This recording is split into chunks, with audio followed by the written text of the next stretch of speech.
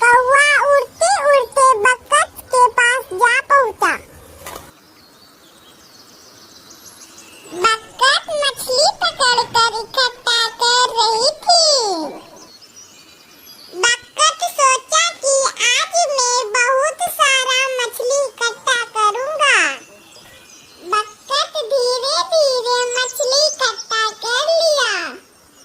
उसी समय उड़ते उड़ते कौवा वहां पर आ पहुंचा और बोला, धन्यवाद बतख भाई, तुमने इतना मछली इकट्ठा किए हो। बतख को पता नहीं था कि कौवा मुझे धोखा दे रहा है। बतख मस्ती से मछली इकट्ठा कर रही थी। बतख मछली पकड़ते पकड़ते दूसरे तालाब में जा पहुंचा। बतख अब 2-3 तालाब से मछली पकड़ रखा था। बतख अब सोचा कि अब हमें घर चलना चाहिए। फिर कौवा और बतख पैदल दोनों साथ साथ अपने घर जाने लगा। कौवा रास्ते में सोच रहा था कि आज मैं भरपेट मछली खाऊंगा।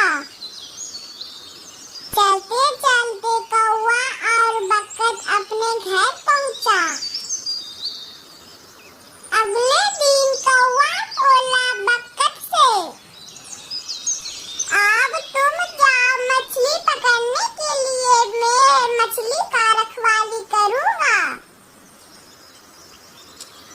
बतख कुछ सोचा न समझा, मछली पकड़ने के लिए नदी में चला गया और छोटी बड़ी मछलियां पकड़ने लगा। बतख को पता नहीं था कि कौवा मछली खा जाएगा। कौवा इधर रखे हुए मछली को खा रहा था। मजे से कौवा मछली खाकर बोला, वाह क्या स्वादिष्ट मछली है। उसी समय एक भूखी बिल्ली कौवा को देखकर वहां पर जा रही थी। बतख बिल्ली को देखकर बहुत घबरा गया। बतख सोचा कि मेरे दोस्त कौवा के पास जा रहा है। बतख बहुत घबरा गई और जोर जोर से आवाज देने लगा।